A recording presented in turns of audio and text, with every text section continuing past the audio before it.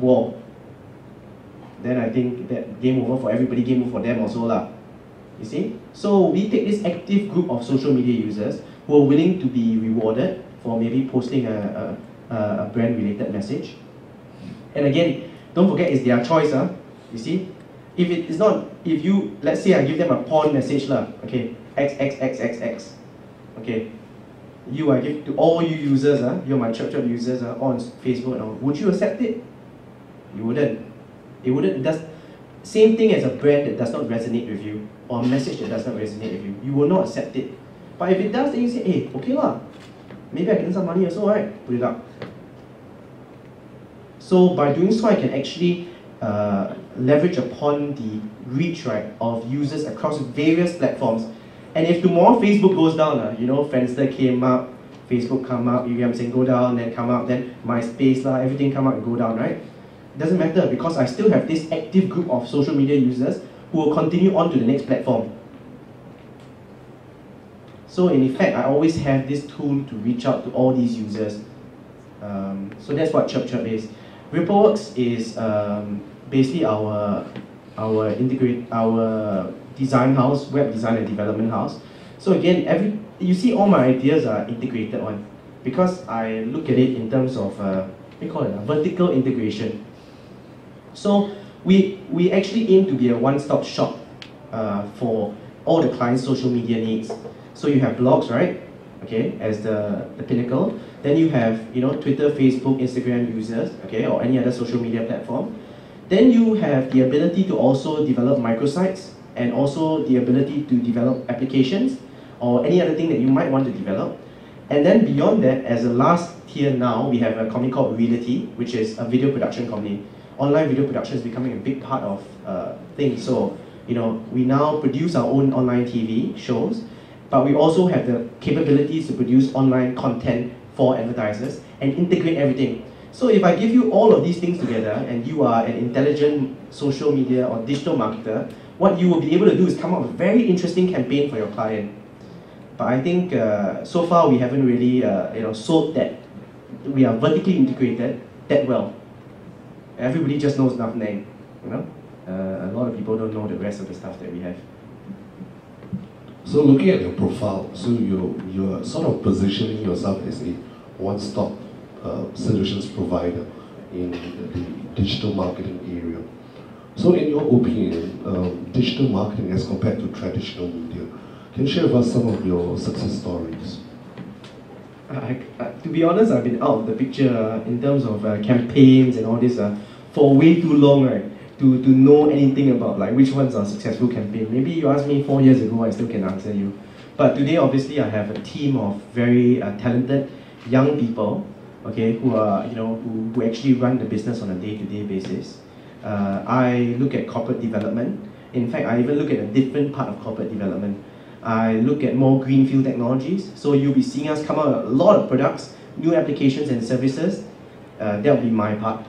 My business looks, my partner looks at the business side of things, which is our profitable core, the services that actually run money, that make money, and he's looking to develop those products. But I think in terms of success and digital advertising, you talk about the differences between, let's say, offline, online, that kind of thing. I think one trend that I'm seeing is that, yes, I can espouse the good things about digital media and the fact that it's accountable, but in actuality also the problem with it now in Singapore is that the accountability means that advertisers are even more demanding because they don't demand they're quite double standards in a way lah. They don't demand the same out of TV or other media as they do out of media that can track. So I think that this is something that all planners need to kind of like moderate clients' expectations. I'll give you an example. Okay, he's one of my friends is a Phyto hair spa. He does a hair spa in Orchard Road. So he was trying out the social media campaigns. Hey, it doesn't give me the reach, it doesn't give me the clients. Google AdSense doesn't give me the clients. I say, AdSense doesn't give you a client. That's the most targeted form of medium possible. Because there's a motivation. When you search, let's say, hair spa, it means you want to do something already. There's a motivation there. So it's very targeted, in fact. But they say it doesn't. Then I say, okay, so how much are you putting into it? 20,000. Oh, 20,000 a month. Well, that's not bad. Okay. But to the whole campaign, how much are you putting into it? 80,000. So 100,000 in total. How much is going to magazines? 40. Okay? So 40,000, I say magazines, how do you track? We don't. You see? So they don't bother about it, they put the $40,000 into the magazine, but they don't care about whether, they don't think about whether or not, what kind of ROI am I getting out of this? What am I extracting out of this? But for the 20,000, right, bloody hell, I better get the 20,000 out. In fact, I should get the 20,000, I must get 100,000 out of it. You see? Unrealistic, you see. So I think expectations have to be moderated as to what we mean in terms of digital being cost-effective. Now that you have shared that the expectation out of bloggers versus traditional media are somewhat on disparity. So do you have put in place certain measures in bringing your advertisers up to the level that you want? You just have to pray and wait. I don't think there's a way you can educate them all one by one. I think for the people who are in the agencies, right, you will know they have tried to educate the advertiser. But we have gone up to advertisers as well, who got the social media campaigns, and number one is like, do you have Twitter?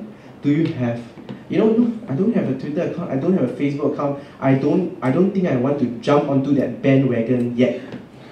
What bandwagon? Left already. Already left the station, you understand? You see where I'm going? So when you have digital marketers like that, or you have marketers like this, right, what are you going to do? You suck thumb and you wait lah. I hear the suck thumb, that's why immediately feedback. Yeah. Okay. I've got a question. Certainly. Yeah. Please identify yourself and perhaps which establishment you represent. Hi. Yeah. Okay.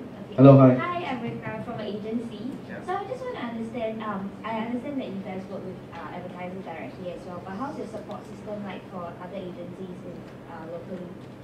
Support system? Yeah, like, I mean, we support them by doing the same thing that we've always done and doing every media person has done, which is to essentially give, like a cheaper rate, a lower rate for agencies, typically preferred rates.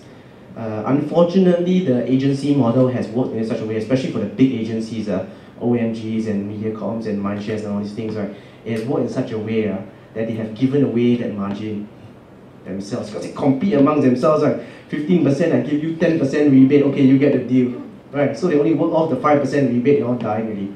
If you understand how the media agencies work, right?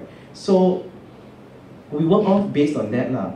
Like the price is the key. To the direct advertiser, we also tell them if you want to advertise with us directly, right, it will cost you more. So we recommend that you go through a media agency. Why? Because we see media agencies as strategic partners. And people who are, who actually hold a lot of portfolio and they make a lot of decisions as well. So, we do want to give them preferential rates, value add if possible. and secondly, when it comes to actually the clients, some clients do not want to declare who they are to the bloggers or to Nuffnang yet. They want to find out like your charges for a specific blogger and things like that before they want to be upfront about who they are. So personally, we've gone through a few resistance towards engaging the bloggers until like we are able to actually confirm the client's names. Okay. Yeah. Now this is where So I I'm got the just time. curious Singaporeans and Singapore companies not so much in Malaysia. Really, I work across all regions. I work across all agencies. Singapore, Malaysia, Thailand, okay, Philippines, UK, everything. I work with them. Every single agency. And the thing about it is that the reason why also on our end, we will be a little bit hesitant to give. At first, we don't even give any lists, any names. Then slowly we increase, okay, because expectations are there. So we give you maybe 2 bloggers, 3 bloggers as a sample. And then after the 3 bloggers, I don't like this one. Next one, 3. Next one, 3. Until what? They get my whole database, right? Then what they do? Very soon I get an email from the blogger, forwarding an email from the client. You see? So the client is also undercutting the agency. Right? So they undercut everybody. So honestly, I can release a list, yeah. So today, for example, our structures are much more in place because we have talent management contracts with them, in which they're actually obliged to refer it to us. You see? And this was my thinking. I thought about it and said, wow, this one, every single deal, no matter how small, must come through me. There are some things that I let go a little bit for relationship building. My talent managers are constantly on the lookout. Because once a blogger publishes something on Instagram, publishes something on their blog, I know what. So maybe some clients think, yeah, I got away with it. No, I let you. You see? Because I say, okay, it's good, let it go. Some can go. You see? And these clients are sincere clients, probably in the long run, they'll be willing to engage. Sorry, so actually to what extent do you manage your talent? Do you manage the whole of their social engagement ways? Yes. Even to the point that they do offline engagement with the brands at their events? To what extent do you manage them? Sorry, ma'am, If you are Adeline. Adelaide and you're representing? Mediacorp. Okay, Mediacorp. I worked with you before. Okay. So, how to what extent? Very simple. You can invite them for your event. You can ask them to go for any number of events that you want. But if they're going to publish it on their blogs, on their platforms, right? Then it becomes something that we will look at. If they publish something on your behalf, right? Okay, we actually give them a phone call. Hello, hey, you publish this shit. Why? Yes. And then they'll say, oh, Nescafe, I really like this brand. Okay? Okay, no problem, man. You like it? We note down. In fact, in our system, right, Nescafe you like. Tomorrow you like Super Coffee Mix. You see? So, if tomorrow they say they like Super Coffee Mix, cannot be lah. You understand not? You're spoiling your own market. So, in a way, we manage them closely enough so that essentially brands know if it's a PR approach, again I say, we encourage them to do it because it's editorial freedom. If you like something, if you're passionate about something, please blog about it. In fact, that should apply to every aspect of your life. But you cannot be doing that every day and liking every single brand, because every single PR person is trying to get close to you. Every single brand is trying to get close to you. Every single brand's marketing manager, PR manager is your best friend. So exactly how do you market your bloggers to the advertisers? Because you have so many bloggers, right? You can't be reaching out to every one of them to find out. I mean, maybe you can. But how about to advertisers? Because you say you won't release the list whatsoever. So how do you market it? Like I said, I always tell my people one thing, which is the number one thing that we consider first, in any case, is always client's needs. So if you release a brief to me, I need to look at your brief, and I assume your brief has all the necessary information, including what demographics you're trying to reach to, what's your campaign objectives, all these things, right? And from there, our team goes back and we are the ones who deeply understand the bloggers. You only understand the bloggers from looking at one post or two posts or three posts. We look at it day in, day out. We talk to them day in, day out, on the phone, off the phone. We know even StarHub, Singtel, whatever they're using, everything we know. What poly they go to, for example,